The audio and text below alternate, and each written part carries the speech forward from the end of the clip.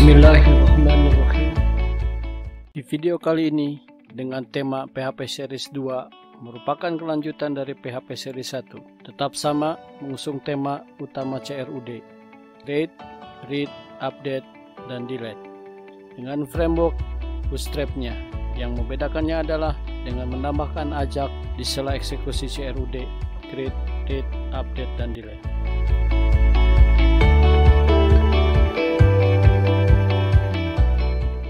Buka SMPP, kemudian aktifkan Apache dan MySQL dengan menekan tombol Start.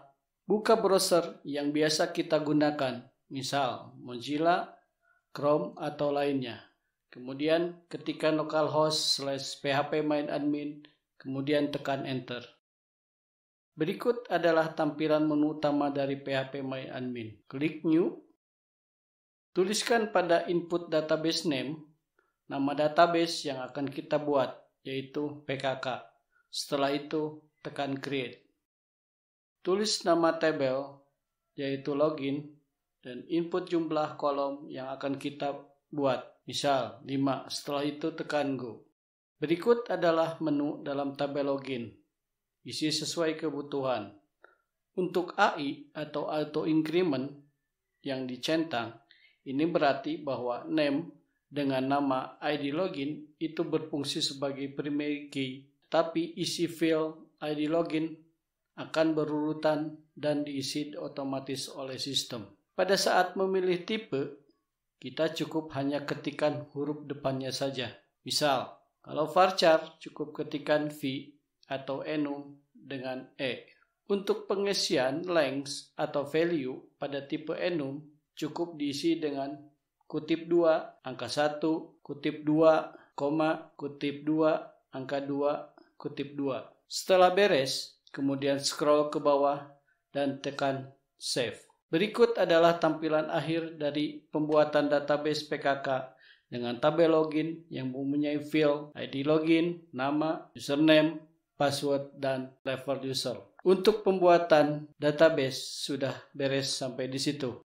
Selanjutnya, kita akan membuat CRUD, Create, Read, Update, Delete. Pada menu login dengan menggunakan PHP, MySQL, Ajax, jQuery dengan framework Bootstrap dengan menggunakan data table untuk memudahkan pencarian dalam table. Buka Explorer, kemudian cari folder SMPP, htdoc. Setelah itu klik kanan, kita akan buat folder baru dengan nama PKK. Kopikan dua buah folder yang bernama CSS dan JS ke dalam folder PKK.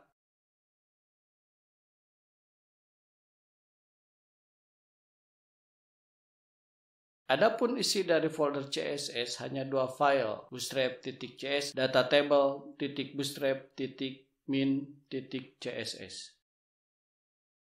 Sedangkan isi dari folder JS ada 5 file, yaitu bootstrap.js, datatable.bootstrap4.js, font awesome.js, jQuery.datatable.js, dan jQuery.min.js. Buka text editor yang biasa kita gunakan, boleh Notepad, Sublime, VS Code, atau lainnya yang membuat nyaman dalam memakainya. Pilih file, kemudian open folder.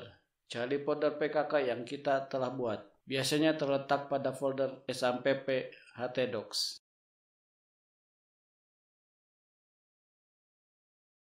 Setelah terbuka dan isinya sesuai dengan folder, kita pilih file, kemudian new file. Setelah itu, simpan dengan nama index.php. File tersebut harus berada pada satu folder yang sama folder SMPP htdocs. Baik, kita mulai pengkodingannya. Ketikkan HTML5, kemudian tab, maka akan terbentuk satu template seperti pada layar. Kalaupun beda, silakan tulis sesuai dengan yang ada pada layar. Isi tag header pada links CSS garis miring bootstrap.css di antara tanda kutip 2 pada href. Begitu pula dengan file-file JS, maka kita tulis di antara kutip 2.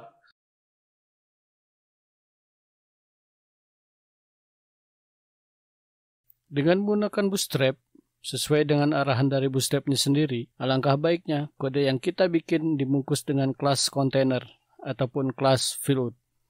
Penggunaan kelas row untuk membuat jarak satu baris, sedangkan kelas row min8 membuat lebar margin menjadi 8 dari ukuran normalnya 12.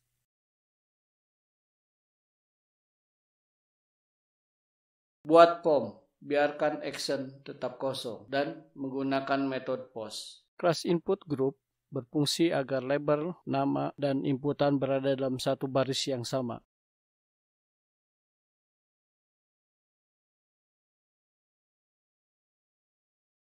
Sebelum melakukan eksekusi di browser, pastikan kode sudah tersimpan terlebih dahulu dengan menekan tombol Ctrl S. Ketikkan di browser localhost/pkk. Berikut adalah tampilan di layar. Tulis dalam tag H1 input login untuk memberikan judul. Berikut adalah tampilan di layar.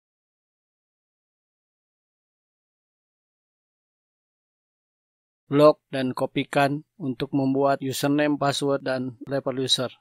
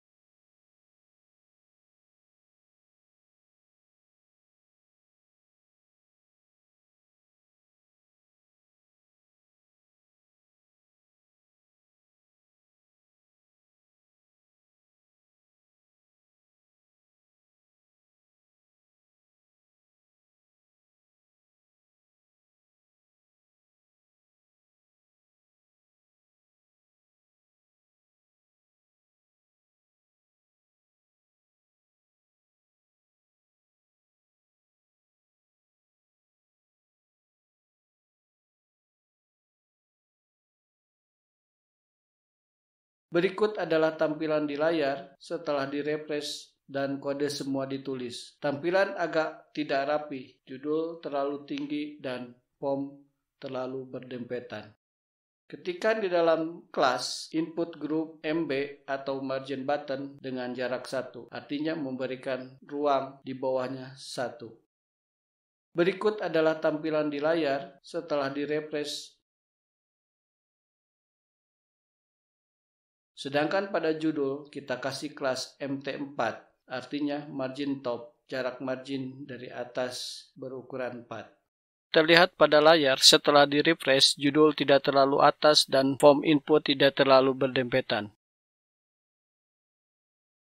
Kelas dFlex atau displayFlex digabungkan dengan kelas justifyContentCenter, berarti semua konten akan berada di tengah, termasuk label pada nama, username, dan password. Kita buat style CSS dalam tag head dengan nama lebar, titik dibaca dengan kelas. Jadi, kelasnya yang bernama lebar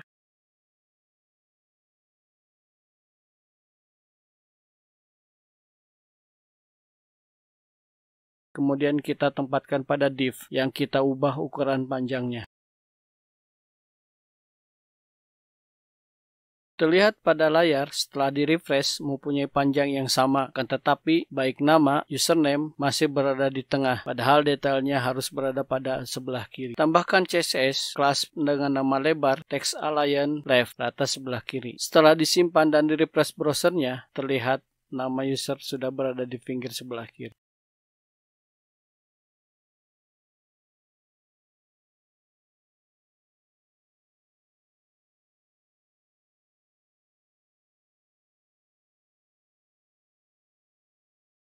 Buat tabel dengan terlebih dahulu membuat class row atau baris baru. Seperti biasa, komposisi membuat tabel yaitu tabel, kemudian head, tr, dan td.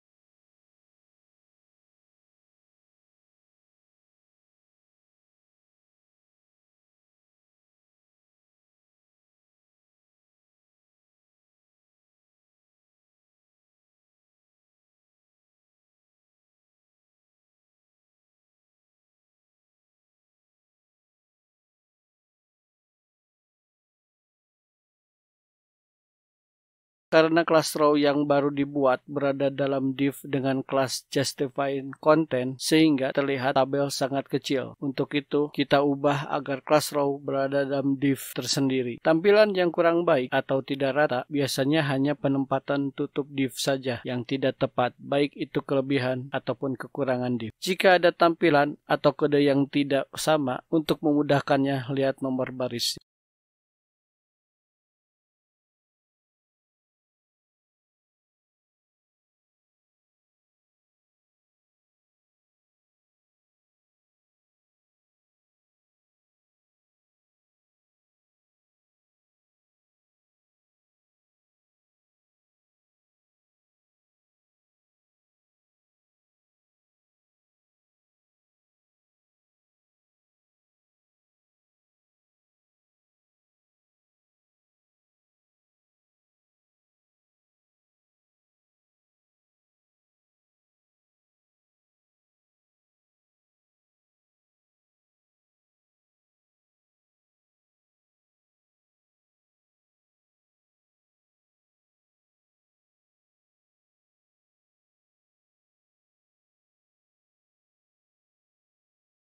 Setelah disederhanakan dengan menyembunyikannya, yaitu menekan tombol panah bawah yang berada pada nomor baris, maka akan ketemu div dengan div tutupnya.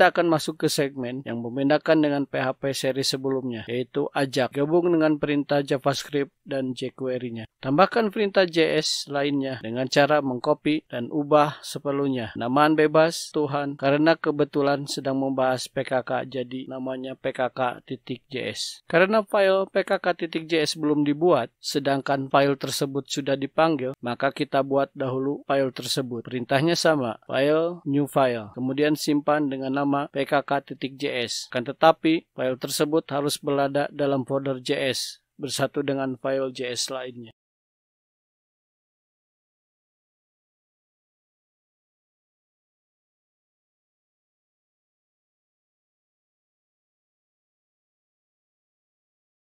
Ketikkan pada pkk.js $identik perintah query. Jadi kalau dibaca jQuery, carikan dokumen, jika ketemu atau sudah siap, jalankan perintah function.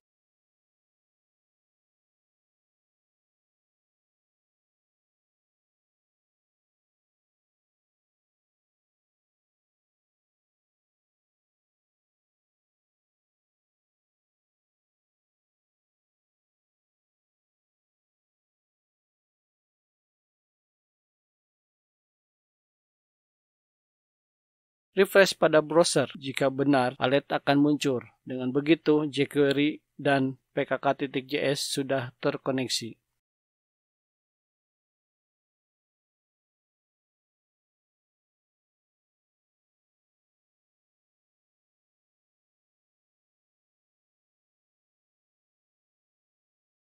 Tambahkan kelas dengan nama btn simpan, penamaan bebas asal relevan. Kita akan coba menghubungkan kelas dengan nama btn class. Ingat, huruf besar atau kecil berpengaruh atau can sensitive dengan jQuery.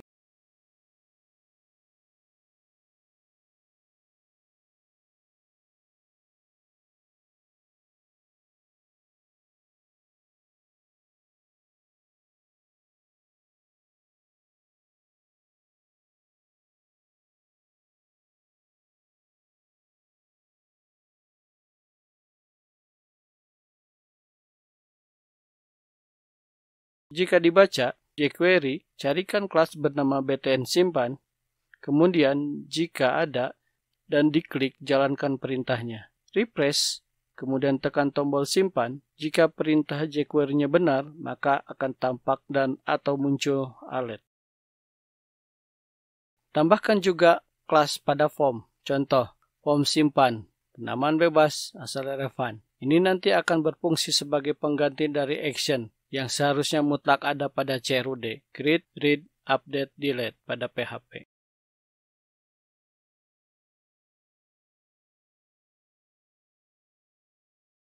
var pada JavaScript itu berfungsi sama dengan $ pada PHP untuk menyimpan data dalam variabel. jQuery, cari kelas yang bernama form simpan. Jika ada, jalankan serialize. Hampir sama di PHP, jika diklik tombol dengan tipe submit, maka akan membaca hanya name saja.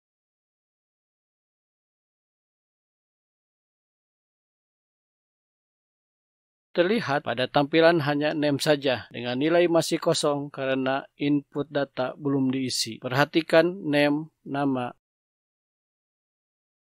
name username, name password, dan name level user yang barusan tampil dengan menggunakan perintah serialize. Kita coba dengan memasukkan data pada inputan data.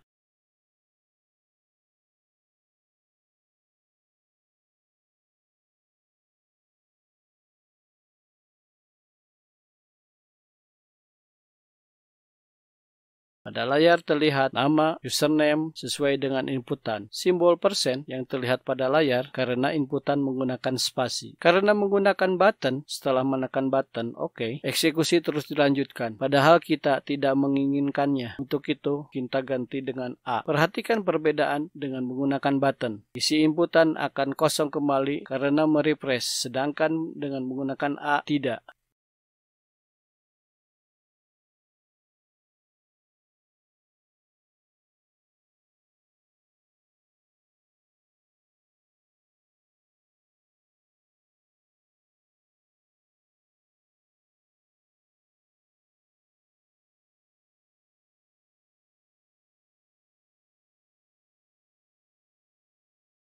Buat file koneksi.php, lakukan hal sama ketika membuat file index.php.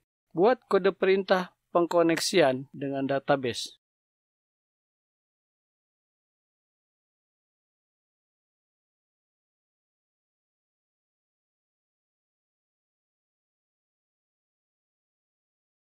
Kita coba terapkan pada index.php, akan tetapi tidak terlihat apa kode yang kita buat pada koneksi itu sudah benar. Untuk itu, kita buat skrip tambahan agar jika terjadi kesalahan akan terlihat.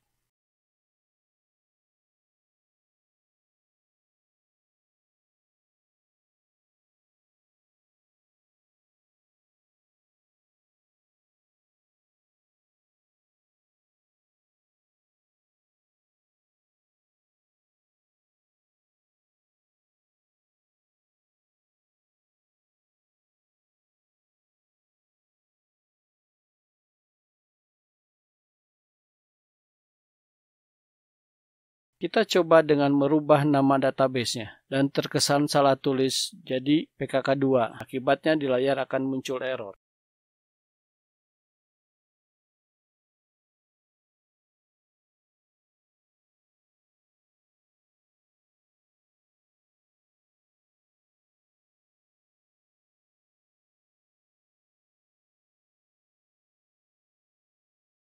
Berikut perintah ajaknya.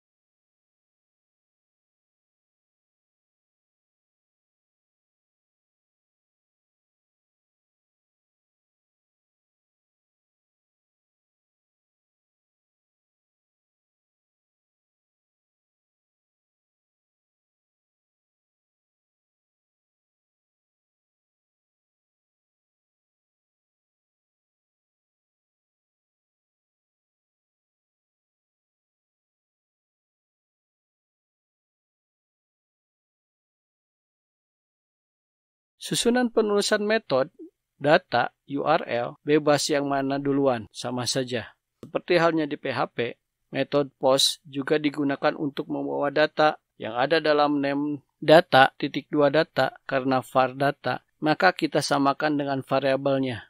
Contoh, kalau kita pakai data 5, maka yang ditulis data .2 data 5. URL .2 simpan .php. Sama fungsinya dengan form action dengan memanggil file simpan .php.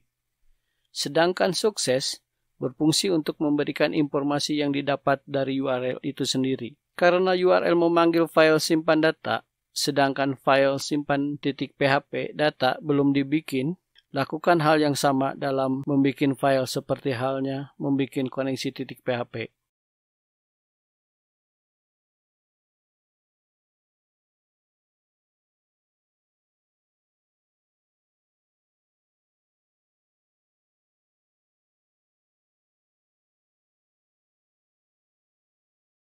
Tulis kode PHP untuk menyimpan atau insert into dalam database. Nama variabel semua harus sesuai dengan name yang ada pada file index.php dengan menggunakan metode post.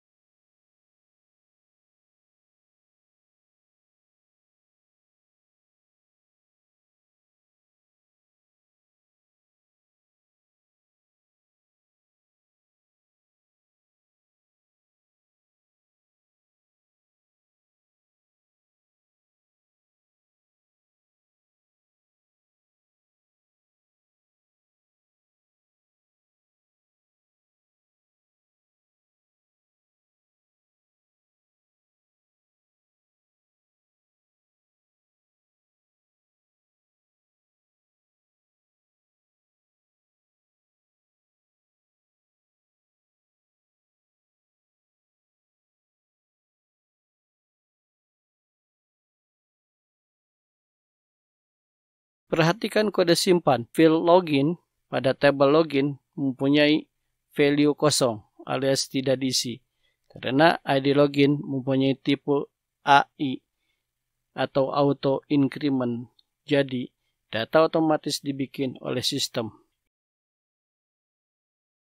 Isi input data, kemudian tekan Enter.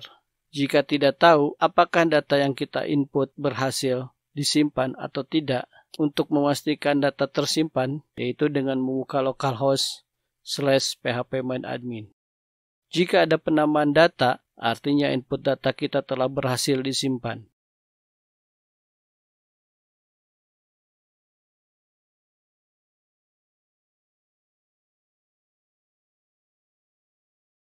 Agar data yang kita simpan tidak sama, kita tambahkan unique di field username.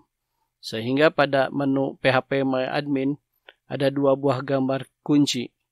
Yang satu warna kuning sebagai primary key dan yang satu berwarna abu-abu sebagai secondary key atau file unik.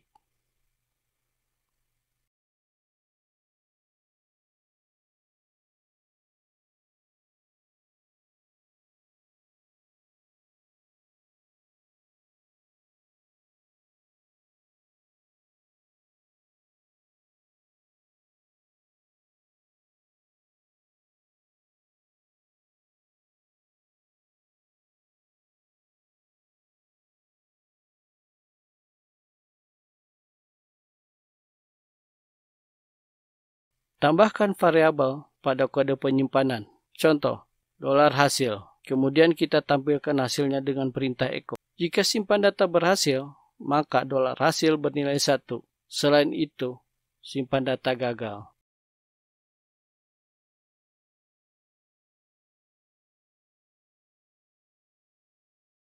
Penamaan function A pada sukses itu bebas, tidak harus mesti A.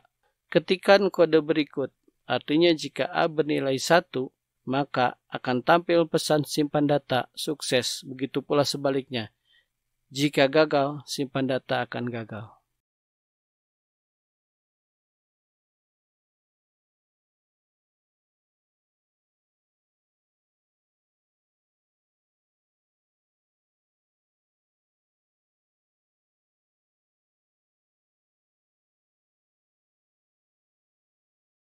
Buat function bersih, artinya setelah disimpan maka input data akan kembali kosong.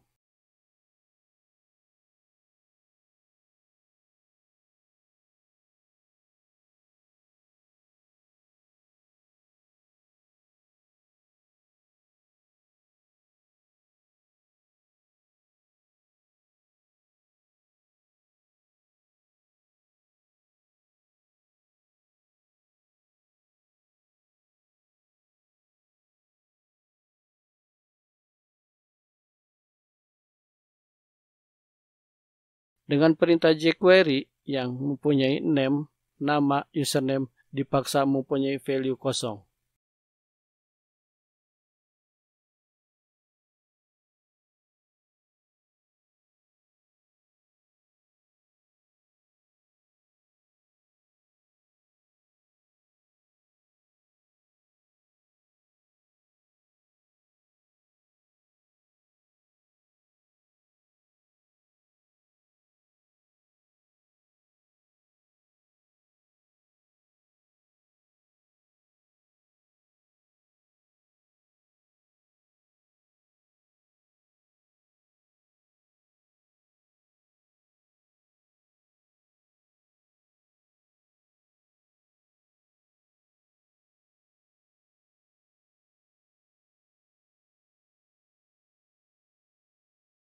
Setiap kali menyimpan data, supaya tidak selalu membuka localhost /phpMyAdmin, meskipun sudah ada alat, kita akan langsung tampilkan saja pada tabel. Pada div yang membungkus tabel, tambahkan kelas baru, tampilkan tabel.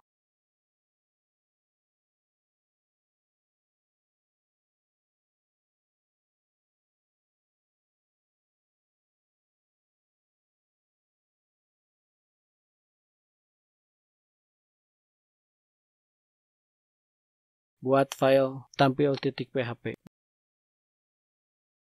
Buat kode PHP pada tampil.php, yang pertama dilakukan yaitu dengan mengcopy tabel yang berada pada indeks.php. Pastikan ke dalam tampil.php, kemudian tuliskan kode PHP sampai beres.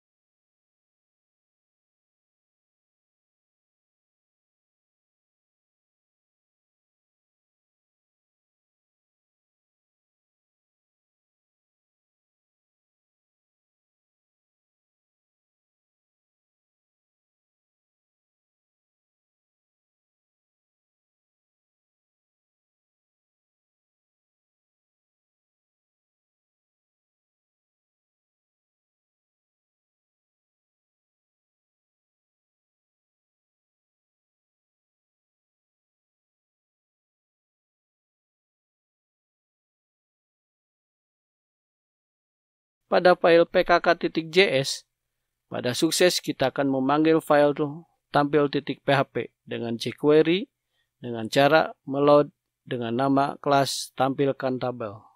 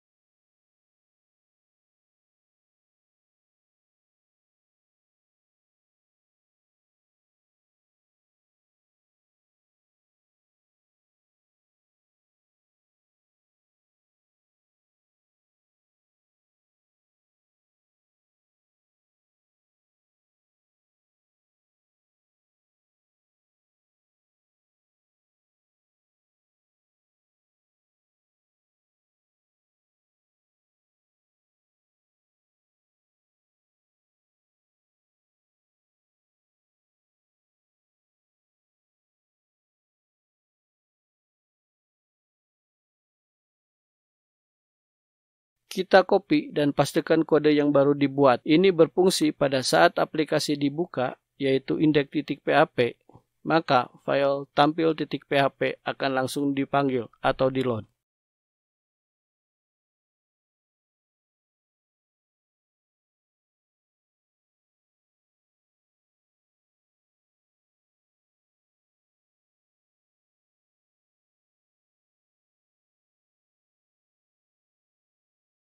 Berikut tampilannya setelah di-refresh.